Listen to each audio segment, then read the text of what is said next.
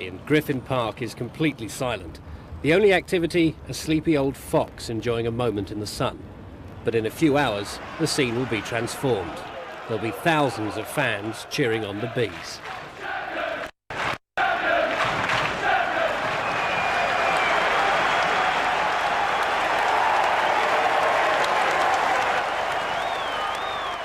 There'll be policemen, there'll be stewards, there'll be St. John's ambulance. There'll be programmes to sell, food to prepare. It takes a lot more than 22 players and officials to make a game happen. At every home match, the first person to arrive at Griffin Park is safety officer Jill Dawson. She'll have checked out the stands the day before, but she does it again to be sure. Jill is a firm believer in routine. Initially I'd go around making sure that everything looked in order, opening up areas, turning on all the CCTV cameras, making sure that they're functional, just making sure that the public address systems operating, the lights were all working, that the emergency lights would all be working in the event that power failure, that there would be emergency light backup. It's really looking at everything that is going to entail use by the public, that it's a safe environment for them to come into, that there's no rubbish lying around, just generally making sure that it's a safe environment for everybody and hopefully come in, enjoy a game and go home having enjoyed the afternoon. What's new? What's that? Right, championship book, Right. £10. Written by? Written Is that the one by by PG? Peter. Peter's written that one. The club shop is So, managed by 20, Anne yeah, Stanford. second one by Dave During the Byler. week, she's by herself, but on match days it can be hectic, and she needs a lot of help. Amongst other things, everyone needs to know about Oh, we're new giving discounts stock on and books. changes in prices. We do. On Yeah. everything now. Yeah, it's on everything except for the fanzines and the programmes. Okay. Yeah. Anne isn't the only one gearing up for the rush of fans. Throughout the stadium there's feverish activity, not least in the kitchens. Around 3,000 programmes are sold every game, one for every 2 supporters. The sellers need to be well organised and are positioned all around the ground. They're busy right up to kick-off. Very busy, yeah, they're busy from literally the minute the doors open up until 3:05, or if we sell out, of course, beforehand, they're obviously finished. But they work till 3:05, they then come back, count their money, they're then on duty again if necessary at half-time to sell inside the pitch perimeter. And again, after the match, if there's any left, they sell at the 2 major exits. St. John's Ambulance, meanwhile, are preparing the first aid room. Nothing is left to chance. They have 11 people on duty at every game. At the same time, the police and stewards are getting a full briefing. Dave Bond, the Deputy Mayor of Ealing, has been Chief Steward for 25 years. Like almost everyone who works at the club, he's a lifelong supporter. My father, my grandfather all supported Brentford, and all the local kids, we came here. We came here and watched football every week. It was what kids did then. You went and watched your local professional football club. I think I was in my mid-20s when I thought I'd get more involved, and I first of all joined the club.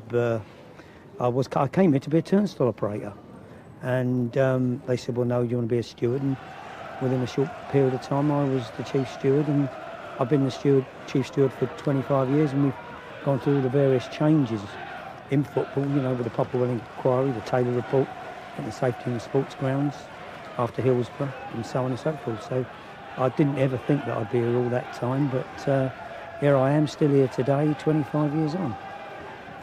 Dare I say it, I wouldn't cross the road to see Man United play Chelsea. I've got no interest in it. To me, football is a game of passion, and I'm passionate for this football club. It's not really to do with football, it's to do with the club, it's the tradition, following your family, what your forefathers done. It's very important, and this club has been important to me. And so it's part of me. It's a part of my family, and obviously I wouldn't even dream of watching anyone else.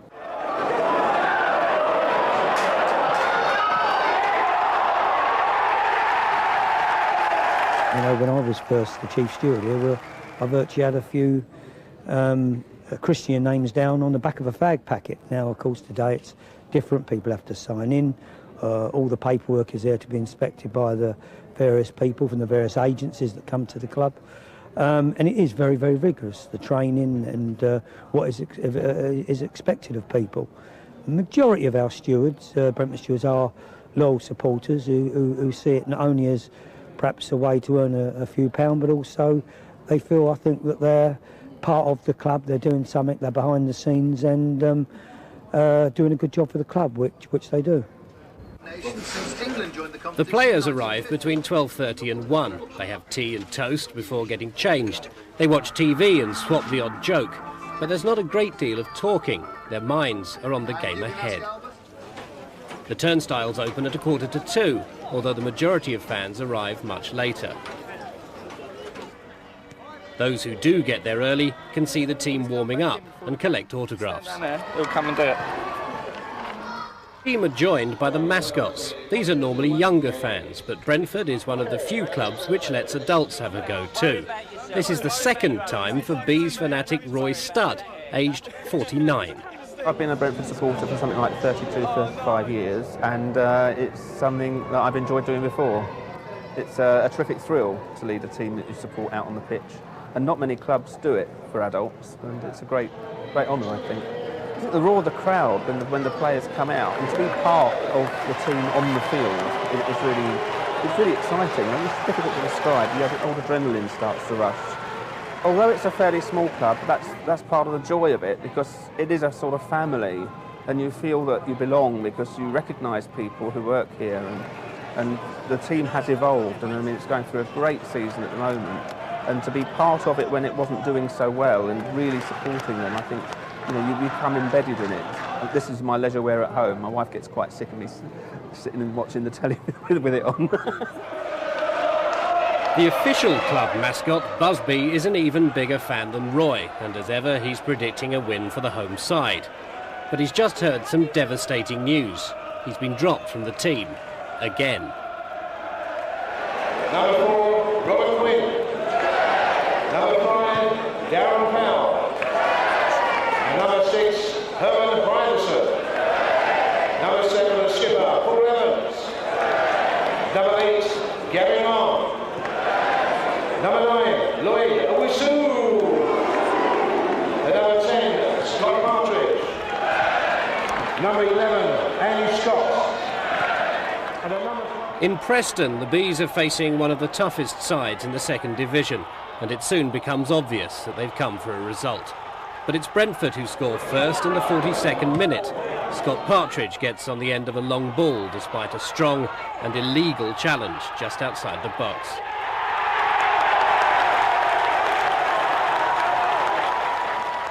But there's been drama off the field as well as on it. A Preston supporter has been spotted with a hip flask. It's a prohibited item and has to be confiscated. The fan has been hiding behind a pillar, which causes some concern, but he cooperates with the stewards and there's no harm done. He'll be able to collect the flask after the game. The drama continues on the pitch. Preston equalise from a corner in the 72nd minute. But the Bees reply instantly and the Preston celebrations are over almost before they've begun. Lloyd Owusu plays short to Scott Partridge, who taps it to Paul Evans just inside his own half. He spots the keeper off his line and rockets the shot over his head. 2-1 to Brentford, and Sky's undisputed goal of the month.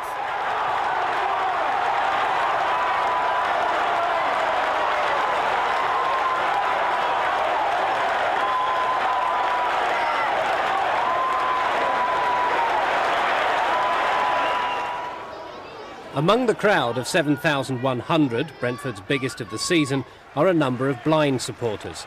They're provided with a commentary by a team of dedicated volunteers. In the box today, Jeff Cunningham and Mark Burridge. Inside the Brentford half, but Powell dislodges the ball, knocks it forward, picked up by Graham Alexander, hits the ball towards the Brentford penalty spot. Up goes Partridge, neat header there, and gathered safely by the leaping Woodman, who Pushes his players further upfield, takes a look round, looks upfield, releases the ball from the edge of his area now. Gets a lot of height. The scheme is the second oldest in the country and is greatly appreciated by fans like Dennis Cheffords. Well, I mean, I get the excitement of the commentary, the thrill of the game. You see, it was a commentary that's like started coming. It is excellent. Well, it's no point in coming without, is it? I can't see the play. It's not really that difficult. You have to appreciate that if you're trying to learn, you have to take tips from radio commentators like Alan Green. So my idea is to really try and visualise the pitch for the supporters. If anyone wearing a funny costume behind the goal, what the mascots are like and so on, you have to paint the picture for them. And of course you have to tell them where the ball is in play. And we also try and put one or two jokes or one or two puns in to make it light-hearted, just in case the game really isn't that exciting itself. It's always two at a time. You do sort of 10, 15 minutes, bring the other person in to get his view of it. It gives you time for a bit of a breather, and it gives possibly two perspectives on what's going out on the pitch. For me personally, it's one of the most important things I do in my life, and it gives me a great lot of pleasure, because they're a fantastic bunch of people with great senses of humour, and you realise everything that you tell them is how they visualise the game. You'll go down at half-time and they'll say such and such is playing well and such isn't playing well, and how did so-and-so miss that chance, and you realise they've only got it from your own commentary, and it's a very humbling experience.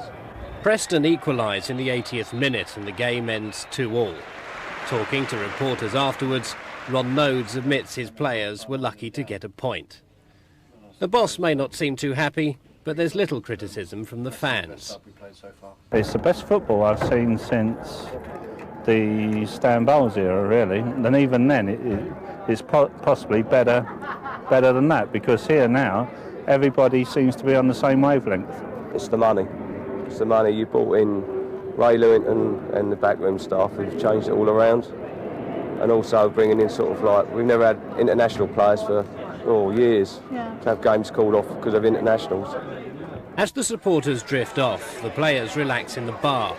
They may not have won, but they've extended their unbeaten run to 23 games. The big question, of course, can it continue?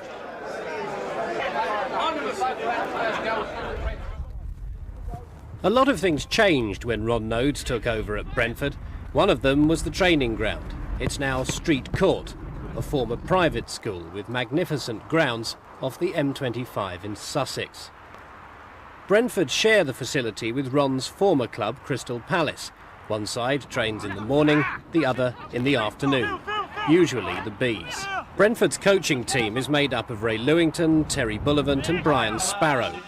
No one will deny they've done a great job improving skill levels and getting the players into shape.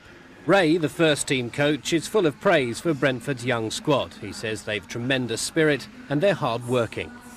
Got a very young side. I think 24 is the oldest outfield player. Well, Scotty maybe 26, 27, but most of them in the early 20s. So they're very fit naturally anyway. But they work extremely hard. I mean, we have to pull them up most of the time. We don't have to sort of keep behind them and nudging them on. They, you know, if you gave them 4 or 5 hours out here, they'd still be doing it. They just love playing football. Last year, we used to have 2 sessions with a break in between.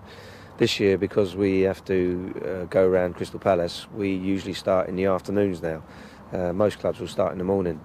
So it means that we have to combine the 2 sessions that we had before into one. And the way we do it is we have a technique session before the actual training starts, which Terry Bullivant takes. At the same time, there's a weight session going on with Brian Sparrow. And that's for the first hour. Now, that started as a voluntary thing. But now every single person does it, either one or the other, which is great. I mean, it's great for us that we haven't got to, you know, crack the whip and say you've got to do this. They've all come in, 1 or 2 started it, and since then they're all there. So before we even start training, they would have done an hour with whatever section they're in. In training, we just try to break it up. We always do, again, a technical session during training. Ronnie's very, you know, strong that we try and improve players in technique, you know, kicking with their poor foot, their touch. Added to that, we do a general thing where, you know, keeping the ball and you know, knowing how to make angles, etc., stuff like that. And also we've got the team play where we try to bed in a system and do little and often on it, and so that everyone knows what they're doing come Saturday. The Bees' run of success has been due in no small measure to a great batch of signings from non-league clubs. Striker Lloyd Owusu, signed from Slough, was last season's top scorer with 25 goals.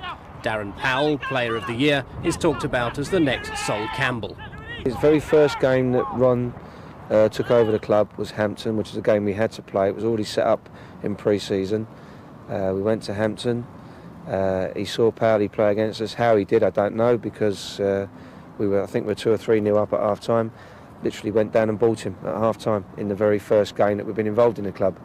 15,000 quid, ends up the Player of the Year, and is being looked at now by Premier League clubs. He's come on leaps and bounds, got a great attitude, he's got all the natural qualities that you like in the centre half. He needs to tidy up with his kicking and control, but he knows that, he works hard at it. But a great talent. Lloyd Owusu, last year's top scorer, very similar, 25,000 from Slough. A lot of clubs had looked at him, hadn't taken the plunge. Ron always follows his instinct, signed him, ends up I think with 24 goals at the end of the season, top scorer. Martin Rowlands was the only player outside the nationwide first division to represent the nationwide league against the Italian league. Again, 45,000 from Farnborough. We ended up signing him after 2 trial games.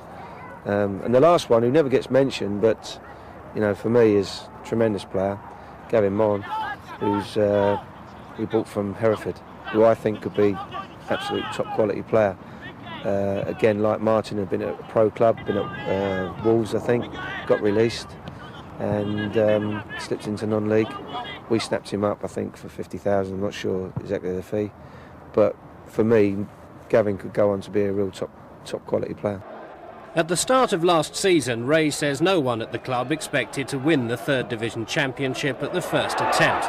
The team was playing well, but there was something missing.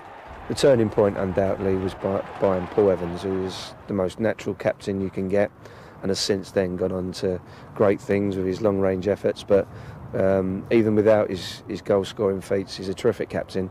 Always talking to the players, and the lads accept him. He's only a young man, and the lads accept him, and he really knits everyone together.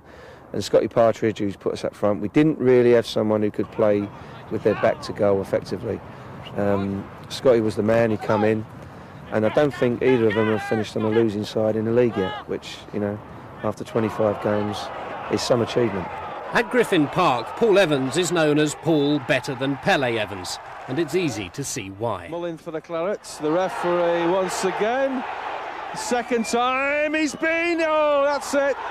That's the equaliser which we dreaded, and Brentford aren't unbeaten in 24 for nothing. I mean, he's such a clean striker of the ball that he's capable of doing that. It's no fluke. He's quite capable of doing it. If he spots the keeper off his line, he's accurate enough, he's got enough power to lob the keeper from the halfway line. Incredible skill, but we have scored some incredible goals. I mean, back in the last year, the goals we were scoring were, some fantastic goals. And even this year, the two that Paul has scored, I mean, Andy Scott scored a goal there. If it was a Brazilian, they'd have been talking about still. He controlled the ball high in the air with one foot and volleyed it in with the other. He made it look so simple that I think people didn't realise how technically good the goal was. And we've done that a lot. We've scored some really good goals. I think if anyone wants to come and watch us, they're assured that they're going to watch a team that's fit, organised, willing, and with some really outstanding individuals in the team. But what everyone wants to know is, can they win promotion again this term? Well, at the start of the season, I was convinced that this season would be used just to consolidate and take up a mid-table position. I thought we'd lose, quite a few, maybe get the odd 4 or 5-0 against us. But I underestimated our boys, and rather, sort of just consolidate, they've gone out there and really surprised people. At the moment we've played the top 2 in our division away from home, and neither have beat us. We've had 2 draws from it. And the one thing with us is we are very resilient. We're always going to score goals, and I truly believe that from this point, unless we're really unlucky, with suspensions and injuries, I think we've got a realistic chance, certainly of the playoffs. The man with the job of finding players is Chief Scout John Griffin. He's been in the game a long time and made some great discoveries. I don't know over the years, 30, 40, 50, but you can't remember them all. To be honest, Stevie Claridge comes to mind, who I took from Weymouth. Stan, as I say, Colin Moore came from Stafford Rangers, Andy Gray from College Hamlet. I don't know, it just goes on. There are a lot. So what are the qualities he looks for in a player? Ability. That's the only word. People ask me this question so many times. It's ability. You don't know what it is until you go to the game. I find lots of players at very low level non-league games. And the reason you do it, it's not because you're more talented than anyone else. People ask me why. I think it's because you go to the games. A lot of other scouts, good friends of mine, would like to sit at Highbury or sit at Loftus Road or Griffin Park or wherever. I'm quite happy to go to Tooting and Mitcham or Haverford West or wherever it might be that I might find a player. Sometimes you're bored to death when you get there. I've got to be honest, sometimes you go and the games are awful. But every now and again you spot one. It's a great feeling. It's a tremendous feeling when you do spot one. And then when you see where they go on, it's great. That's how you do it. It's not. I don't think I'm that much more talented than other people. I'm just willing to go to very strange games. You see it. Sometimes you can see a player, and I've said it, and other scouts have said it, and it is true. You can see a player run out onto the pitch, and you just get a feeling.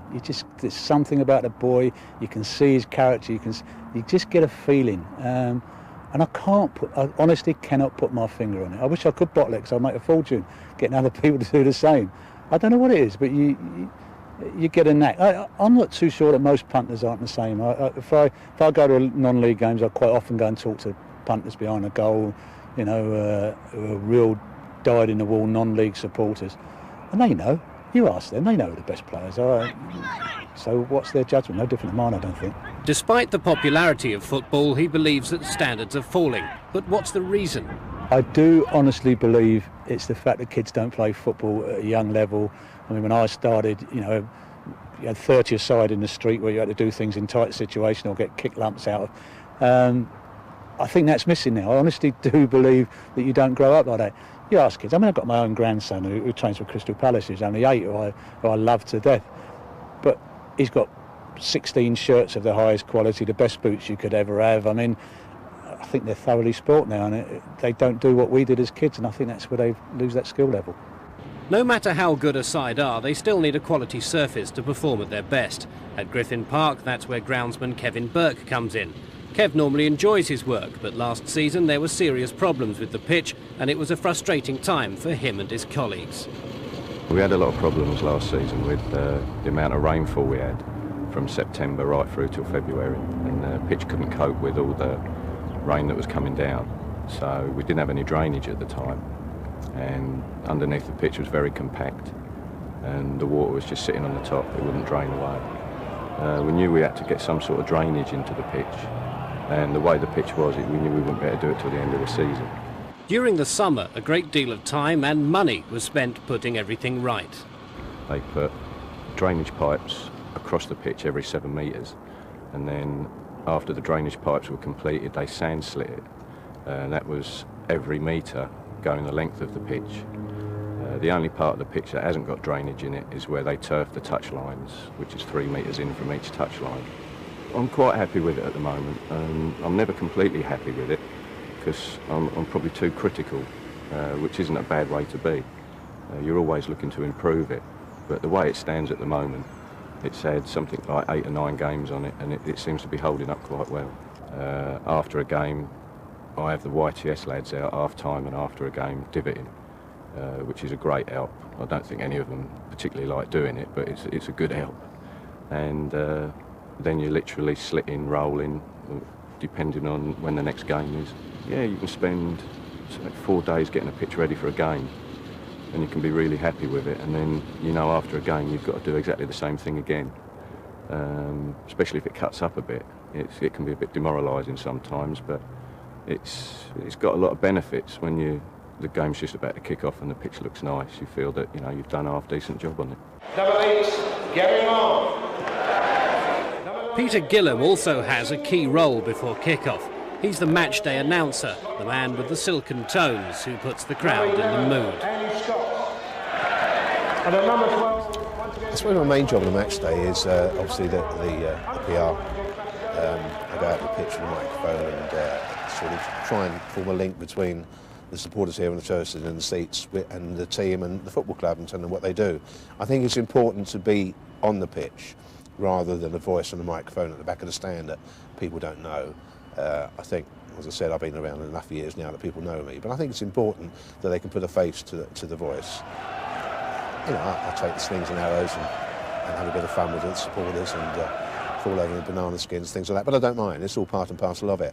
But that's my main, on a match day, that's my main duty.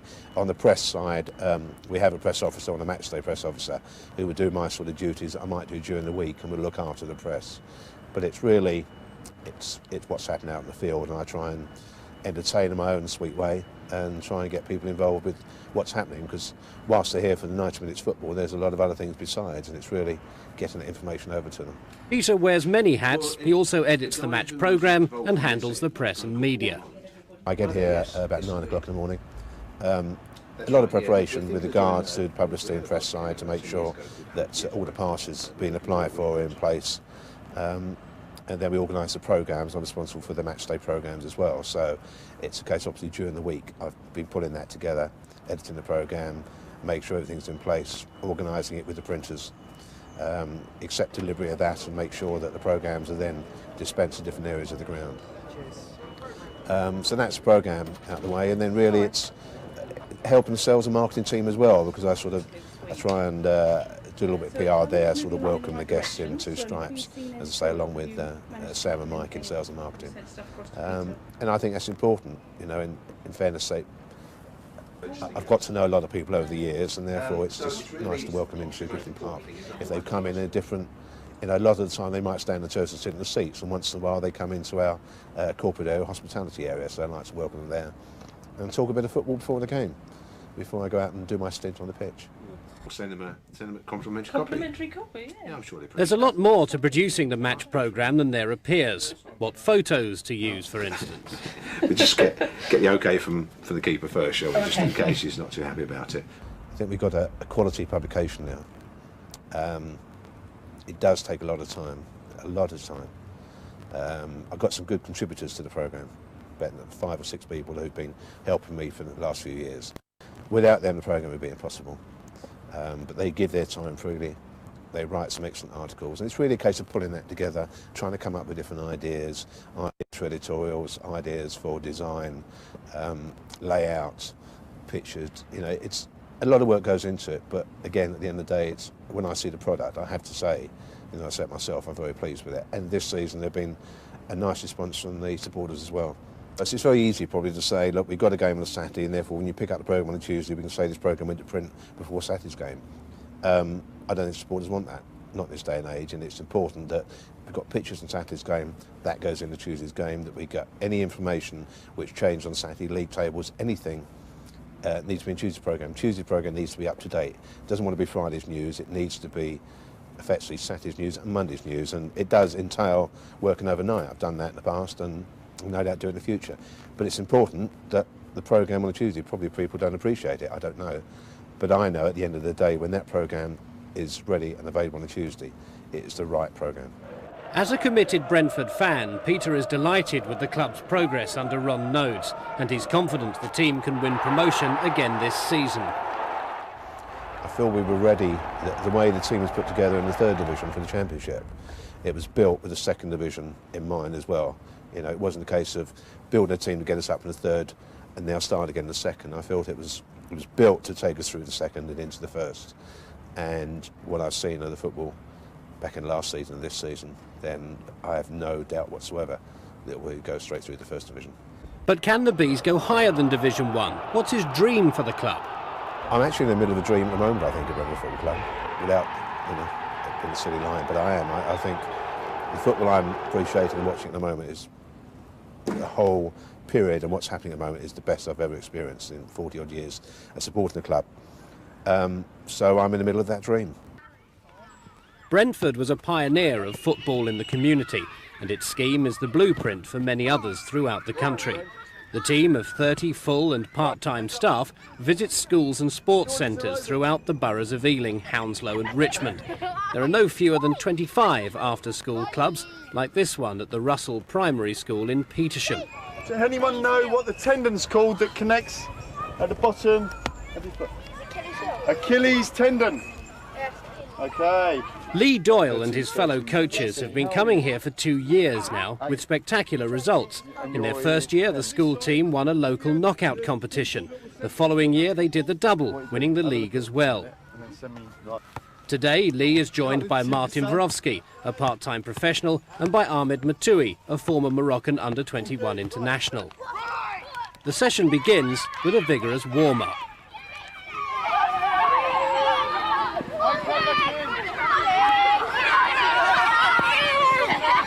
Everybody on this white line, let's go, line up, last one up, does 10 Australian push-ups. Lee has been involved in the community programme since it was launched 10 years ago. We looked at all sorts of angles where you could bring or keep the doors of the football club open all week long, rather than just have it open on a match day. Something that's probably taken for granted these days, but then it was a fairly innovative scheme, and we looked at getting involved in schools and just taking the football club all over the borough. It was also, I think it's worth saying, that Ealing and Hounslow Council have been very, very supportive of the scheme right throughout, and they've supported it financially for 10 years, along with Brentford Football Club and the PFA. So with that type of infrastructure, then you've got a great chance of having a scheme that involves everybody in the community within a football club. What you're looking to do is to try and give somebody an opportunity of playing, whether they're male or female, whether they're able-bodied or disabled, to give them, they've got enthusiasm, and we're trying to provide the vehicle where they can have a great footballing experience and possibly carry that forward. So we, for instance, here at the school, we'd give everybody a chance of playing. Then we've got another rung, intermediate and advanced centres. We could offer them football there, and possibly they would go forward to the Centre of Excellence. But the main thing is to get as many people involved as possible in football and sporting activities. The programme caters for all groups and is as much about girls as boys. You have a look at the number of women spectating now at football matches. It's a great new area for development. If you look, if we look behind us, we've got over, nearly 20 girls playing football there.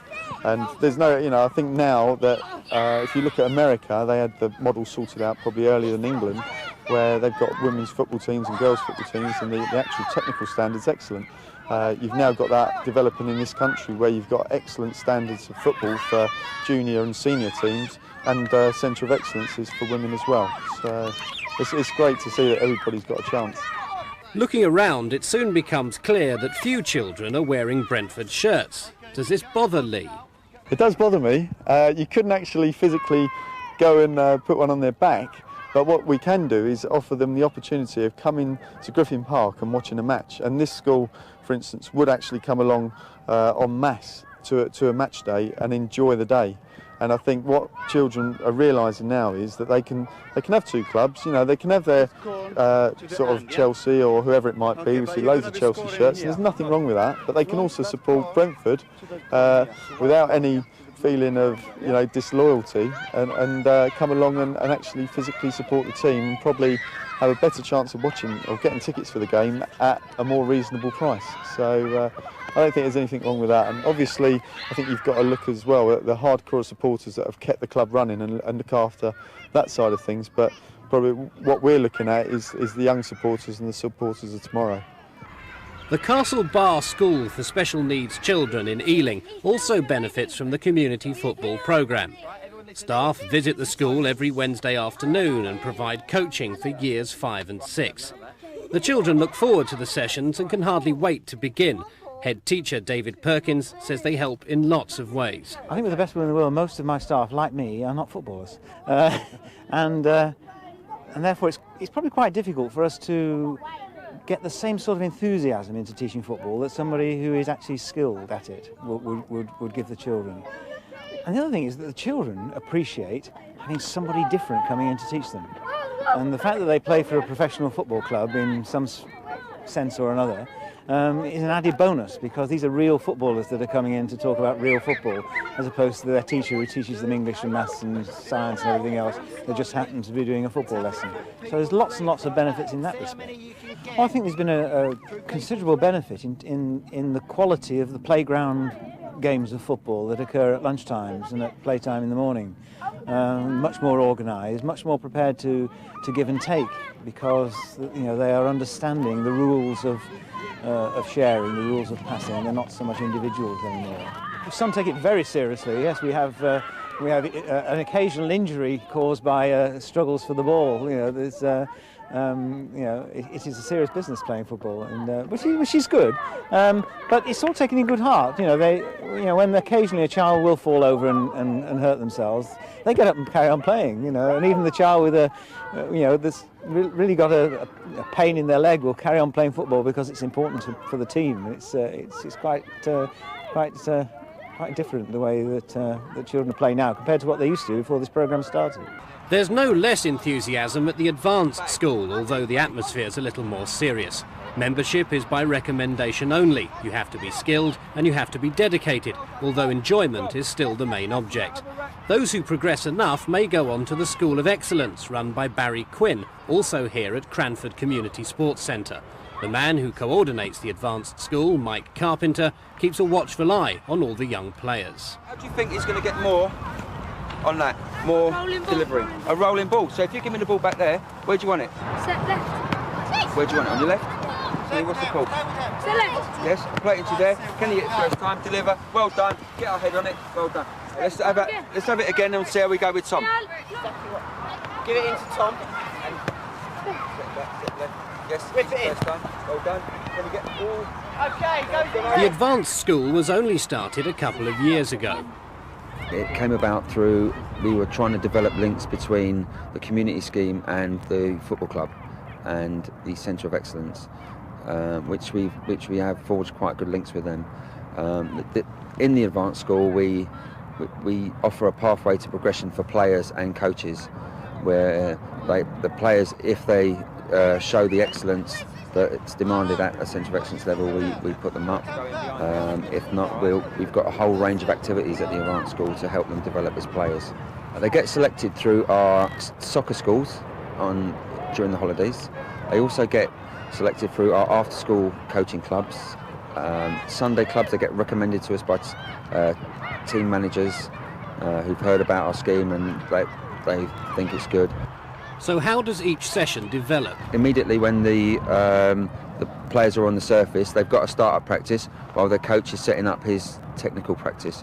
They'll then do their warm-up with the coach, with stretching and ball work in the warm-up, and then they'll have their technical practice, which may be heading, maybe turning, dribbling, shooting, which then they'll go on to a progression from the original practice. They'll progress it 1 or 2 times, and then after that they'll go on to small-sided games, which will relate to what they've done in their technical practices.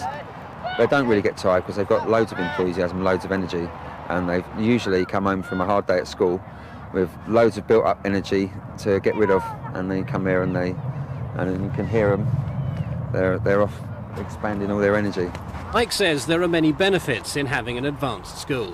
If we get a player through to the Centre of Excellence and he goes all the way through, he could become a player.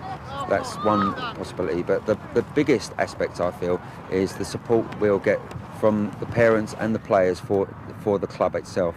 And we get a lot of them coming down to watch Brentford. They're very involved with Brentford. They love everything about it, and they just want to be involved, basically. And they come to the games. Sometimes we do specials where we take them down and do penalty shootouts with them at half-time, and it just brings people in, and they just get a little bit more involved, and they get a taste of it, and they love it, and when they get to the ground and they see the games, they're just hooked. The club also runs a number of Saturday morning schools for 5 to 14-year-olds. It's a great way to start the weekend, and they're well attended. Bosco Ochana, who manages this school in Chiswick, says the younger ones can be difficult to organise. There's 1 or 2 you try to demonstrate a skill to one of the 5-year-olds, and they just run off with the ball because they're excited, or they turn around and start chatting, they try to forget what they're doing and sort of things. really small, lose concentration, and then they come back into it. So it's just a mixture of excitement, like running away with the ball, really getting excited because all they want to do is just play matches and don't worry about their skills later on. There are a number of exceptional players at the club. They're given lots of encouragement, but not too much praise. At the moment, we're preparing them to go into the advanced camp, which is slightly 2 levels up from what level they're in now, and then hopefully from there they'll make it into the School of Excellence. Well, at this age, we don't like to tell them that they're really good and they're going into the School of Excellence or anything. Otherwise, when they come to training on a Saturday morning, they don't want to do anything because they think that they're really good, but there's still room for improvement. So we always encourage them to work hard, and that's how they're going to get better. It's Quid a Kid Day at Griffin Park, so many of these youngsters will be watching the afternoon's game against Preston. There's a suspicion, no more, that some might support other clubs, but there'll only be one team in it when the match kicks off. Brentford. Brentford. Brentford. Brentford. It's the ultimate test of a fan, how far they'll go to support their team. These fans are boarding a coach that will take them to Preston, more than 200 miles away, where the Bees are playing that afternoon. Most arrive in plenty of time. There's always one latecomer. I don't know. Probably check that. Because of the heavy traffic, the journey will take 5.5 hours, an hour more than scheduled. But these are true supporters, people who'll follow their side anywhere, regardless of the distance. It takes a lot to dampen their spirits, especially when things are going so well. Calling the phrase, new buzz about the place, everything. You see it in the programme, the attitude of the staff at the club, the pitch looks 10 times better, and the attitude of the players, they're just not prepared to lay down. They really do feel as though they've got something to play for, and it comes through to the fans as well. There's a great deal of hope about it. A few days earlier, the Bees' record unbeaten run of 26 games was ended by Gillingham. There was some disappointment naturally, but the feeling is it could be a weight off the players' minds. I think losing against Gillingham may have been a blessing in disguise because it's taken a bit of pressure off the team. Going 26 games unbeaten, as you know, teams are playing us now and treating it as more of a cup final. You had to win somewhere, and playing against Gillingham with Robert Taylor, Paul Smith, Barry Ashby. I had a feeling on the night it was going to happen there, but do you know what I mean? It's going to happen sometime, and 26 games, you can't complain, can you? But it won't be easy against Preston this afternoon. The score was 2-2 when the sides met at Griffin Park, and the visitors had the better of the game. Yeah, I'll take a point. Not many teams go there and take a point this season. It's going to be a tough one. When we played them at home, 2-2, we were lucky to get a draw there. They were the better team. I'd rather, as he said, the run in there, but a draw I'd be happy with today. The coaches arrive at Deepdale half an hour before kick-off, just in time to catch the players warming up.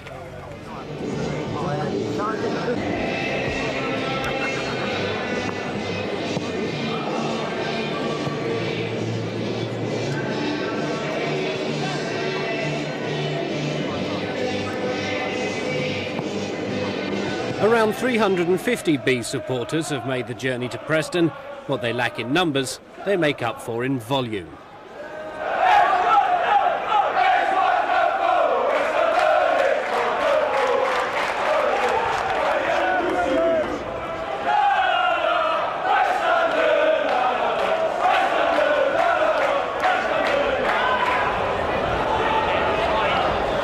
Ron Nodes is away scouting, so first-team coach Ray Lewington is in charge. They're the best side we've played, without doubt. They're also the best side that our scouts have seen, and they've seen more than we've played at the moment. They've seen Wigan, teams like that, and they're all saying to us that it's a fairly good thing that we're getting these 2 games out of the way, because I think they'll be thereabouts at the end. I wouldn't be surprised if they win a division, Preston.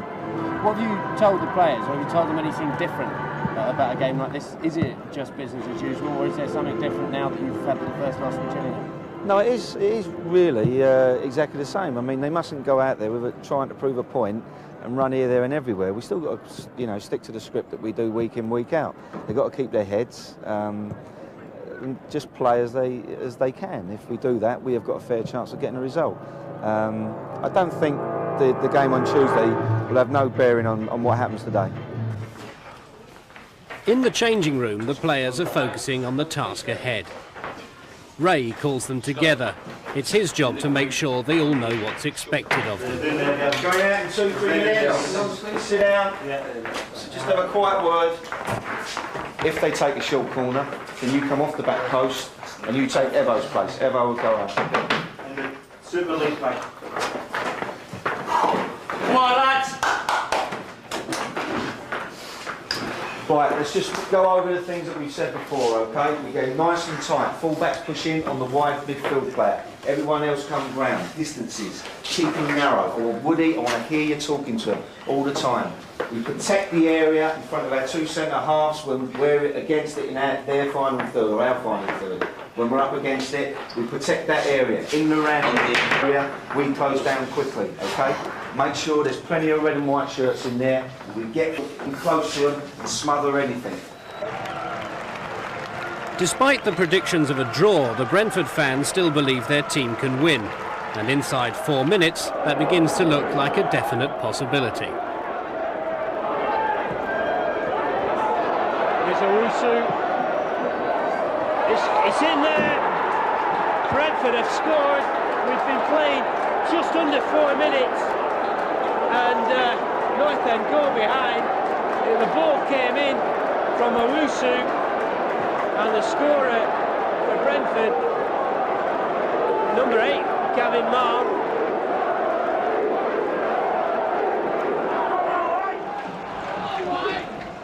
But Preston are one of the best sides in the division, and they fight back. Macken turning really well. He'll win it back as well for his side. And spreads it for McKenna. In it goes for Macken. Macken turns brilliantly. Oh, Rankin in there. Lays it back for McKenna. Wide for Alexander, who shoots. Oh, again Andy Woodman's there. Brilliant save. And a terrific strike from Graham Alexander.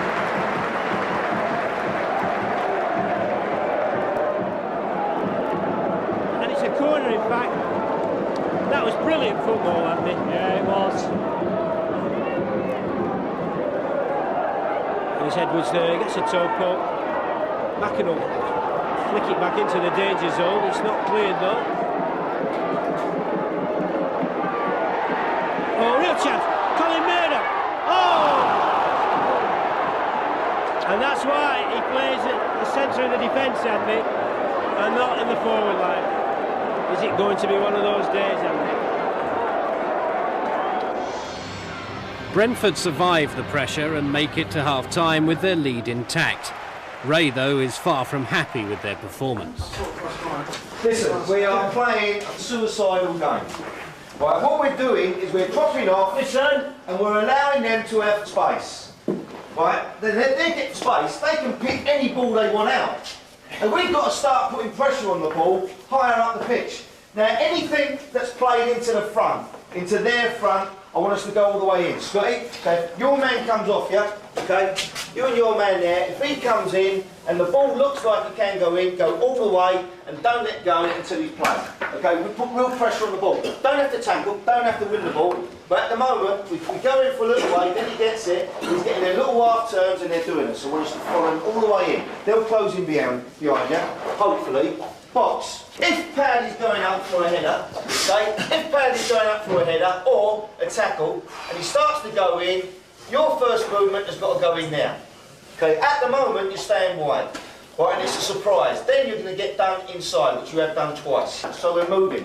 A lot of the time when they've got the ball and they're moving the ball, we are standing still. That creates holes. If we don't move, that creates holes. But what do the fans make of it so far? What would they say if they were in charge? Get your finger up. Better. They could do with an up-tempo. Just keep it going. I mean, we've got to tighten up the back. I think their guy down on the left-hand side is getting far too many crosses in. Just tighten up at the back and just carry on as we're going. We carry on. I don't think they're going to beat us. In the second half, Preston keep up the pressure and the Bees concede a penalty. Oh, must be. It is. That's what we've been looking for. That was the one, and I've been saying it all season, Andy. Penalties just don't seem to be going our way. But this time, we have the chance, and it will be Graham Alexander after 14 minutes to put North End level.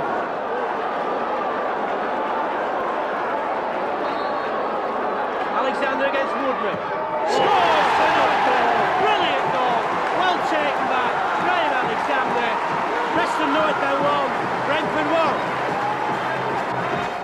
Brentford create a number of chances towards the end of the half, but their finishing lets them down. Oh, and again Jackson goes slipping, and here's a chance for Owosu. And into the hands of Tepi Moylan. There's a chance here for Brentford, and that had to be a sliding challenge from Michael Jackson. It's not cleared yet. Still not cleared. The game appears to be heading for a draw, but then Preston break from the left. And here's a real chance for Alex Maffin. He's got a real chance. Oh, he's done it! It's an own goal! North End have done it! 42 and a half minutes played in the second half. It's an own goal. We don't care how it's come, Andy, but it's made the score. Preston North End 2, Brentford 1.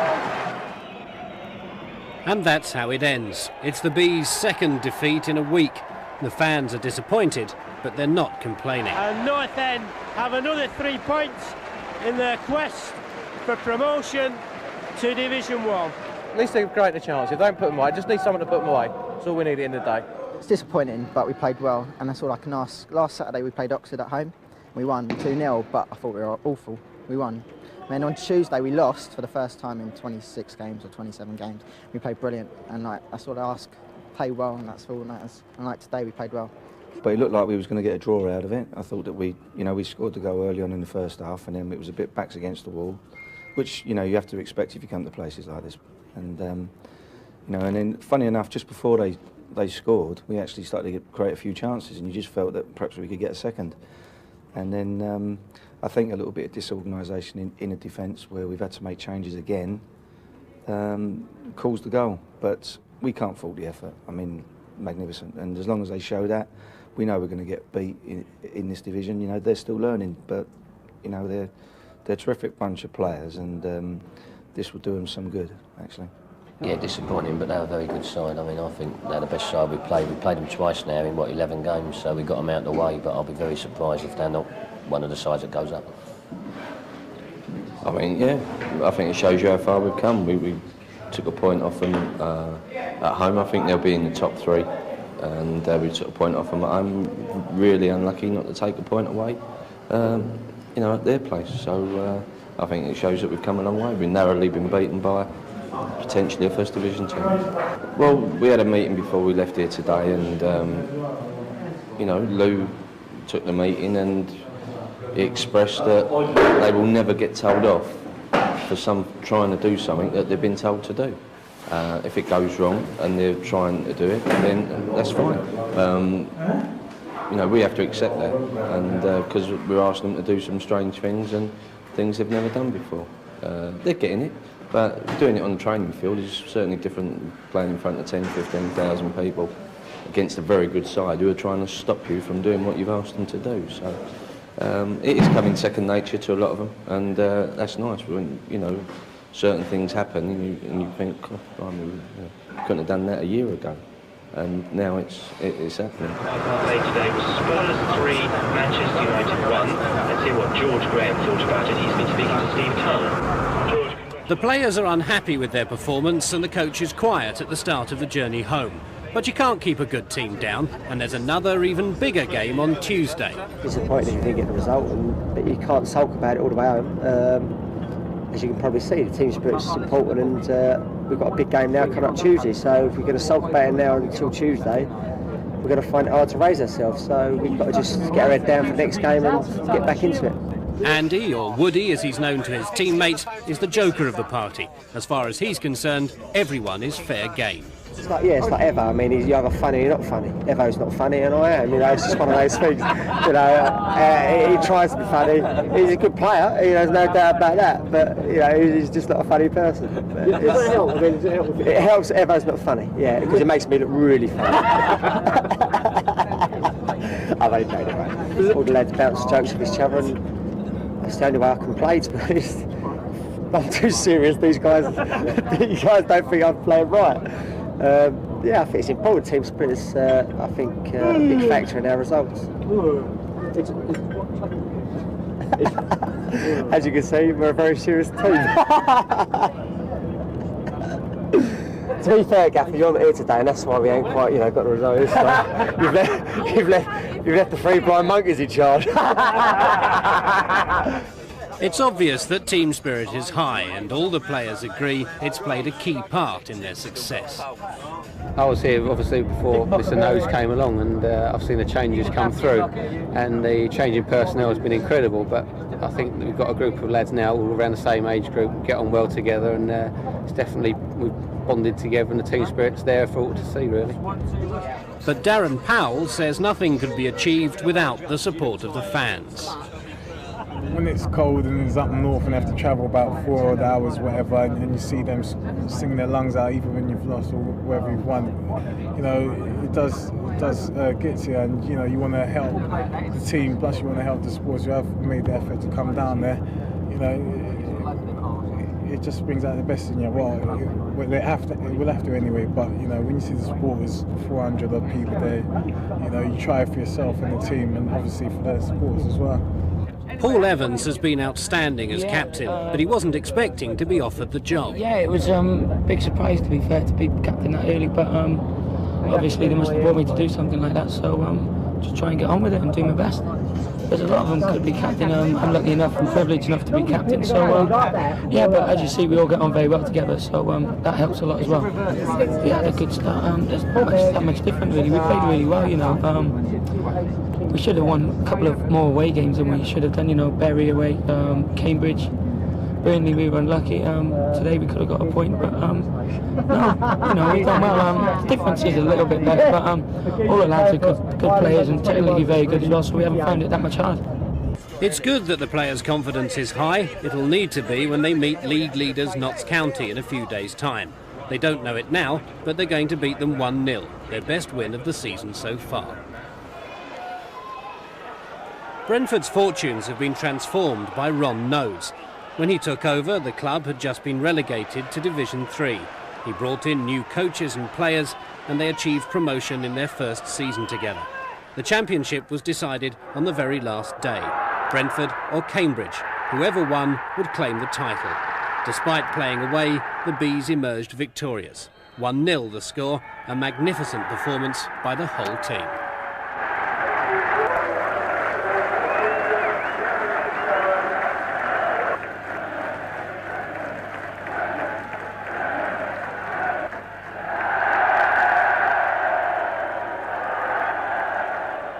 The Bees had gone top after beating Swansea at home earlier in the week.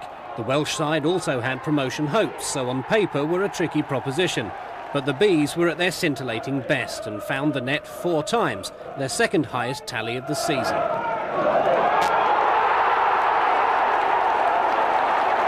It was a brilliant display, and the celebrations went on long after the final whistle.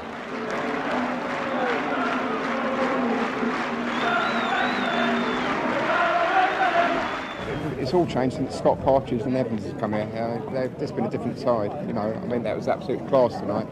It feels absolutely fantastic. And thinking 91-92, we didn't go top till last game of the season, but now we've done it in front of our own fans. And I just hope we can hold out Saturday to win the championship. It's absolutely fantastic. They seem to show a lot of flair tonight, I thought, and a lot of commitment. And they played very relaxed, so if they can get that into next season's football, I think we might do well. To actually get somebody come in and put their money where their mouth is and put cash into the team, it's been absolutely fantastic.